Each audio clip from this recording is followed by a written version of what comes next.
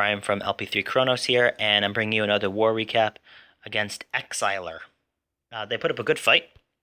They 3-starred a few of our bases towards the bottom here. Just one? No, I thought they had more than that. Alright, but we came out pretty strong. We had 10 3-stars, average destruction in the 80s, and we had a really solid war, top to bottom, just doing a good job taking care of all their bases. So the first replay I want to show you here is from Kit, and the reason I want to show you this is because I know some of you may have heard of the Lava Hound clan castle trick, and Kit executes it perfectly, and I just want to show you what it looks like. So the trick involves basically eliminating the lava raid from being a lava hound from being a distraction in the raid. So he sends in his giant and a couple of hogs to take care of that one defense, and then the trick is to lure the hound out to the middle of nowhere, put down 2 archers next to each other. That's really, really important. I'll show you why in a minute. And then to set a healer down, and that healer will keep them alive, and the archers will basically just distract that hound for the entirety of the raid. The numbers are really important. If you have more than 2, it'll end up killing the lava hound. Less than 2, the trick won't work at all, and I'll show you that in the next raid that we look at. So this is a pretty standard Goho on a base that has a bunch of giant bomb possibilities, and his kill squad already is taking care of 1, and it's a pretty simple 2 golems, bunch of wizards, and his heroes. He starts with his 2-finger drop right away, which is exactly what you want to do. You want to get your hogs in as fast as possible once the enemy queen is engaged, especially true if the expos are locked on to your golems, as they are in this case. So by throwing those hogs in there really, really quickly, literally 15 seconds after his kill squad got in there, he was able to tear apart the base with very few of the defenses targeting. Queen's still at very full health. Got tons of hogs. He had started with 20-something hogs. Perfect heal for that giant bomb, and he's probably got 15 hogs left at least. And that heal is perfectly placed for the rest of them. We'll just speed through the rest of the cleanup here. Dropped a poison. Not sure it was necessary. I think I might have actually taken a rage. A haste, since he knew that this was a cleanup attack anyway. Regardless, does that nice cleanup. And you'll see that Lava Hound is still there. No clue what's flying. And it actually just won't even get taken out. And that'll be the end of the raid. And it was a really good raid, Kit. Kit also had a 90-something percent, 98% for his other attack, so he had a great war. Next, I want to show you my attack, not because it was a good attack, because if it's an example of what not to do with the healer archer trick. So I lured out the hound in the bottom corner there, dragged it out to the top left, and now you'll see I placed my second archer a little bit too far away, and the healer just never heals it. So I don't know what it is about the healer AI, but apparently if there's not enough hit points there, the healer just won't heal it. The healer sits there doing absolutely nothing, looking like an idiot, and the trick completely fails.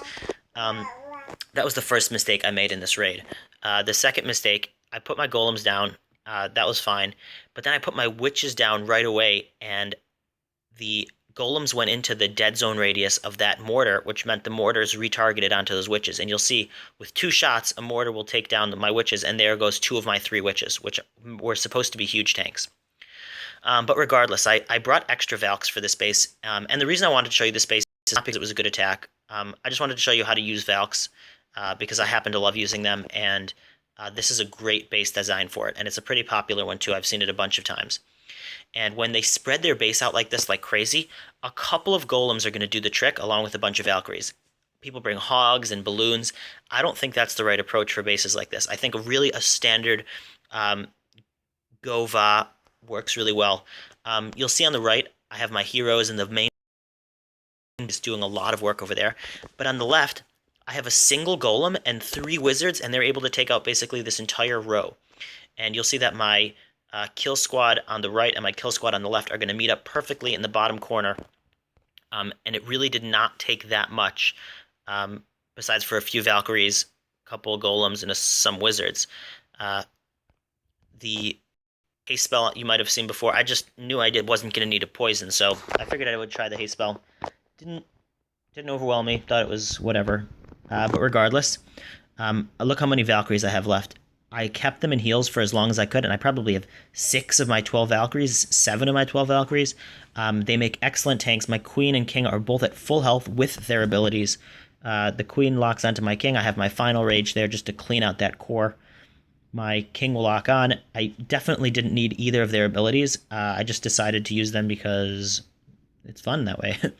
And this base was decimated. So if you're designing your bases, make sure not to design them with only a few defenses in the middle and everything spread out so randomly on the outside. It's going to be really easy to just go Va.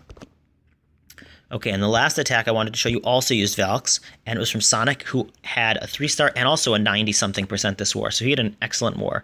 But I wanted to focus on this attack because he also used Valkyries, not maxed. So for those of you who are wondering if you need to have maxed Valkyries before you use them, the answer is absolutely not. They're an excellent troop just because of how tanky they are, and the fact that they do damage in big open spaces. So the main enemy of the Valkyrie is walls. In this case, you'll see that that main compartment has the King, the Queen, Expos, the Town Hall. Getting the Valkyries in there means they are going to do tremendous damage to everything. It's also important that you lure with Valkyries because they're not like wizards or anything like that. If there's a dragon in there, it'll roast them to pieces.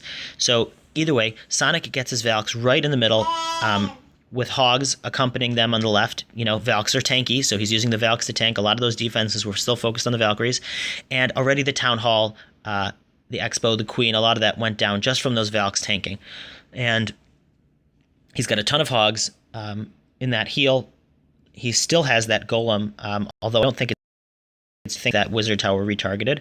It is distracting that Lava Hound for whatever it's worth. I've noticed that having a Lava Hound in the Clan Castle is not usually the best technique. I find that a dragon and 2 balloons is significantly more powerful. Maybe better at higher Town Hall, like Town Hall 10. That may be a little bit more helpful just because you distract that Queen and a few wizards for a few seconds longer, and that can make the difference. But at Town Hall 9, it's really not going to change things very much. So regardless, we have our Hogs doing some excellent cleanup on the outside.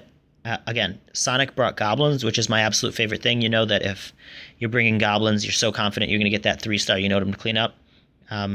So really great raid from him, giving us another 3-star. So we're in the process of actually setting up a rematch. Take a look at our war log here.